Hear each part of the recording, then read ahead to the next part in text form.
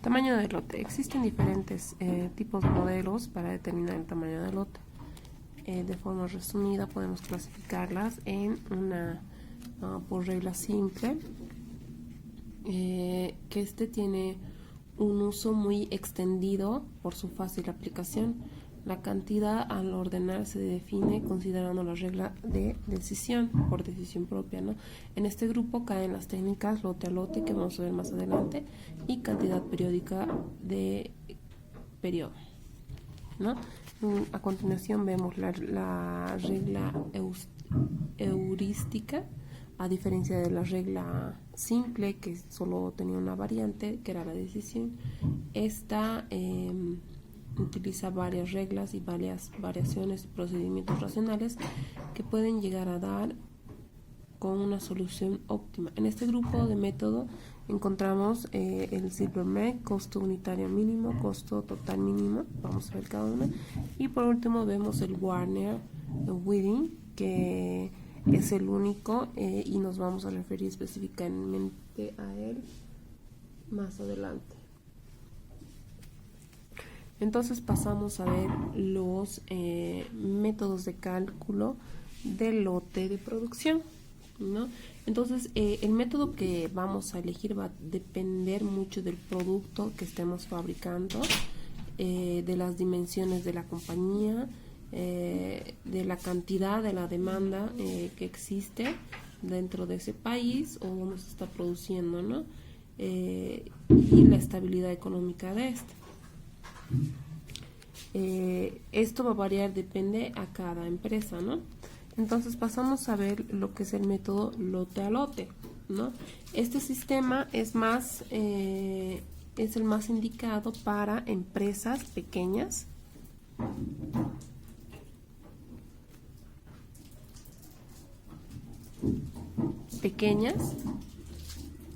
y que no tengan una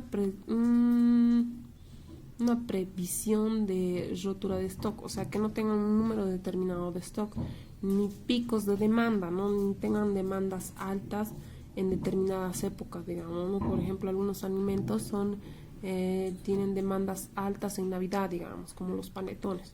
Entonces, que no tenga ese tipo de demandas. Se lleva a cabo el método de lote a lote, que sea una demanda. Consiste en producir una demanda para un periodo de tiempo,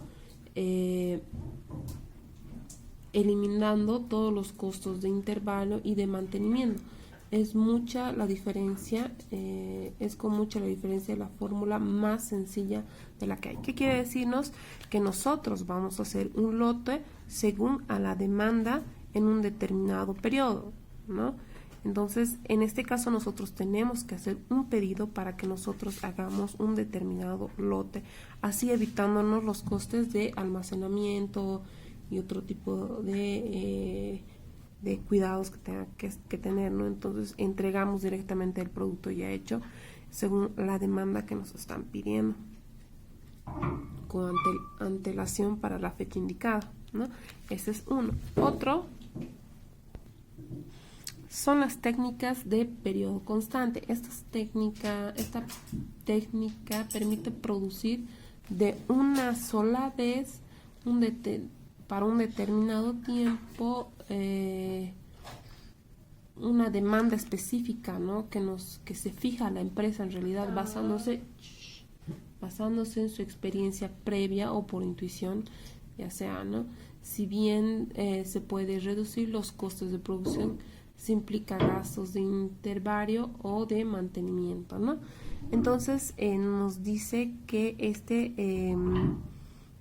mide la cantidad de lotes según una demanda previa por semana. ¿Qué quiere decir? Que, por ejemplo, en una semana tengo una cantidad de 30 unidades, la segunda de unas 35, la tercera de unos 28. Entonces esta empresa va a fabricar lotes según a sus demandas, a su media de sus demandas, ¿no? Entonces tiene una cantidad de lote determinado para un determinado tiempo. Cantidad económica de pedidos representada por las siglas EOK. La cantidad económica de pedidos se busca una cifra óptima de producción de un lote, ¿no? Tomando como base los costos del mantenimiento y la preparación para un año. En este caso se necesita una cierta flexibilidad para la producción se realiza de esta manera, ¿no? Indicándonos que como ecuación tiene la raíz cuadrada de 2 por la demanda actual. En este caso utilizamos una demanda de año por año, la demanda actual. El costo de preparación del pedido sobre el costo del mantenimiento de unidades del inventario, ¿no? Entonces, esto nos indica ya una demanda más a un periodo largo, como para un año. Cantidad periódica de pedido. En este caso, se busca también un método de periodo constante, ¿no?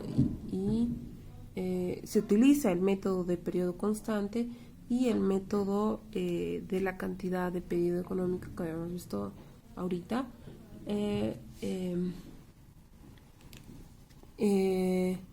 Se incluye en un cálculo de una fórmula de cantidad económica de pedido, pero relacionada con el número total de pedidos que se hará cada año, ¿no?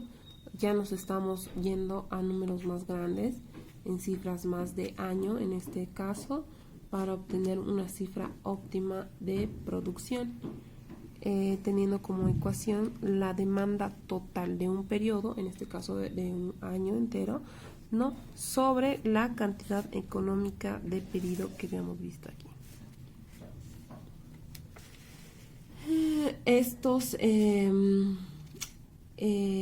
El resultado es el número de pedidos anuales a realizar, ¿no? Se calcula. Son anuales a realizar, o sea, el número de lotes anuales que vamos a realizar en un año. Coste total mínimo. El coste total mínimo se calcula teniendo en cuenta lo que habíamos dicho, la cantidad económica de pedido en aquí. Tomamos en cuenta eso, pero con una diferencia sustancial, puesto que se calculará comparándola con los costos, se compara con los costos de mantenimiento y preparación. Entonces, el lote en el que exista una diferencia entre los costes de mantenimiento y preparación sea menor, o sea, estos costes tanto de mantenimiento en diferentes lotes sea el menor, esa es la referencia que nosotros vamos a tomar, ¿no? Para fabricar, utilizando la fórmula de coste de mantenimiento, en este caso unidades producidas, unidades menos las unidades requeridas por el valor del artículo por el porcentaje de mantenimiento. Coste unitario mínimo, ¿no? En el caso se suman las cantidades variables para un periodo en un tiempo. Los costes, se suman los costos tanto de la preparación como de cantidades variables, la suma de la cantidad variable y el costo de mantenimiento, ¿no? Y estas se dividen en distintos tamaños de lotes. El lote en el que tenga el menor gasto económico, se puede decir, o costo, es el que vamos a utilizar, teniendo como costo unitario, aquí vamos a poner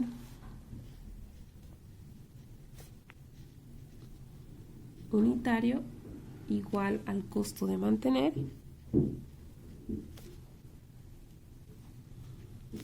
más costo de ordenar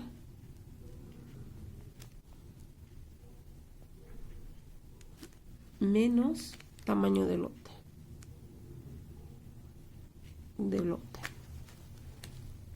¿No? Pasamos a ver Mill Silver.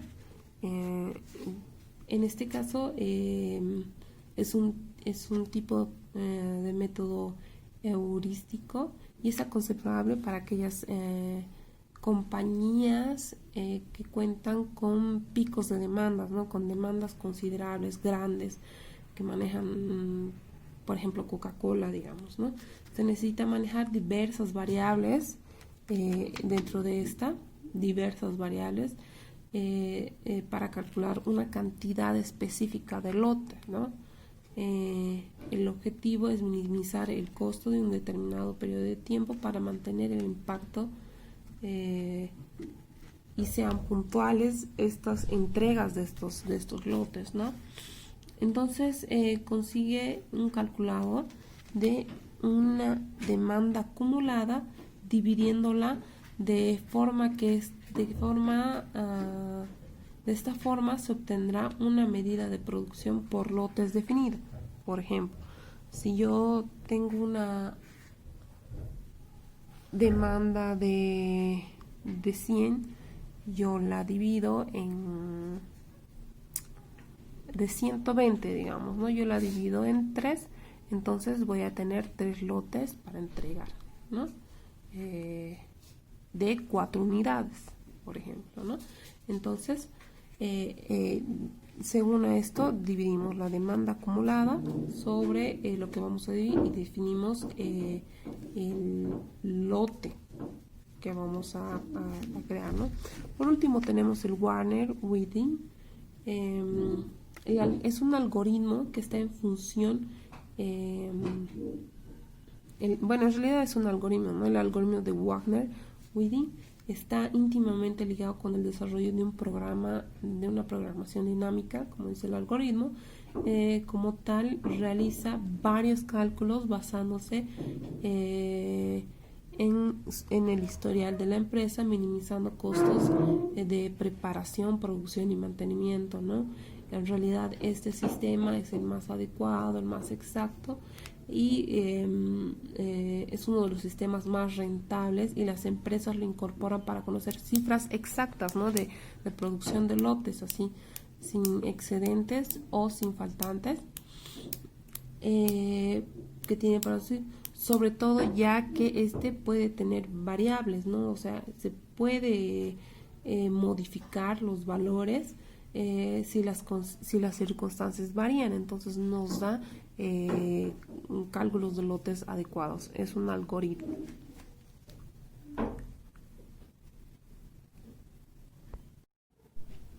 Muestra. La muestra es una referencia de la población, ¿no? Tiene como finalidad hacer referencia sobre la dicha población que queremos examinar. Tiene en cuenta todas las actividades relacionadas dentro de la población, se toma en cuenta dentro de la muestra, ¿no? Porque esta muestra pertenece a la población. Entonces la finalidad del muestreo es reducir datos. En realidad la muestra nos reduce datos de la población. Tomamos una pequeña cantidad de esta para poder examinar, ¿no? Reduciendo así datos de información en un subgrupo en lugar de todo el conjunto que es la población, se dice así, siendo esta muestra nos va a dar datos, ¿no? Algunos datos y características que tiene todo. El objetivo de esta muestra, en realidad del muestreo de alimentos, se torna es fundamental teniendo en cuenta que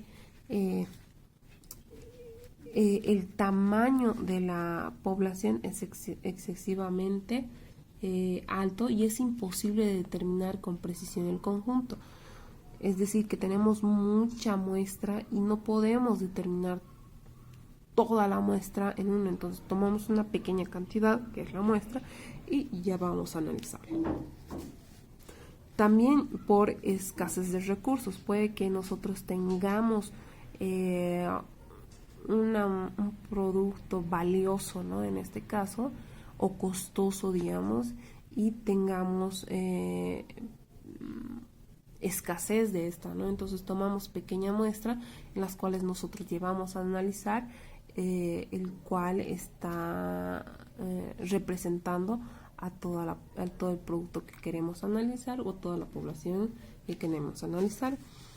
Y el análisis es destructivo y muchas veces la parte observada aporta suficiente información, ¿no? O sea, muchas veces a veces la población es adecuada para examinarse sin tomar en cuenta una muestra o siendo en realidad una muestra, ¿no?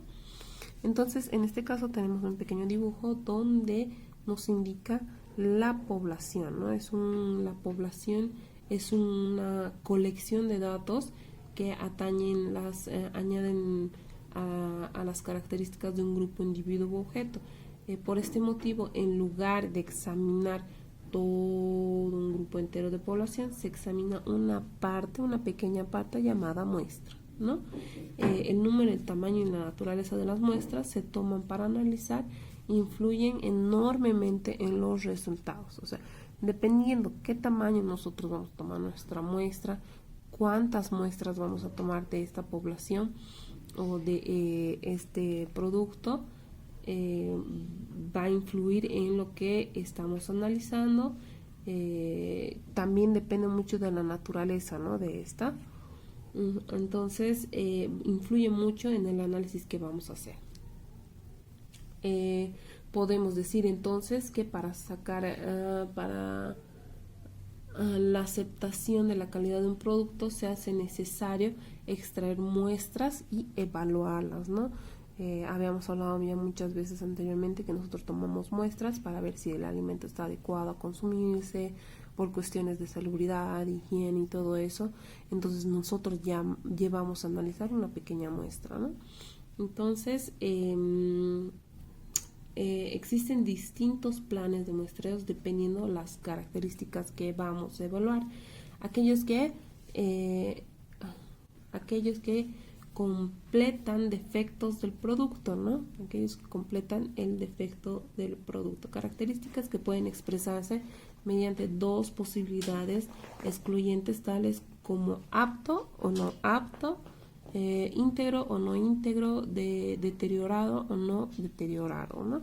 Eso es lo que podemos ver en esto. Y el otro es aquellos que contemplan las características de la composición, ¿no? Características químicas que pueden expresarse mediante mediante variables continuas. Entonces,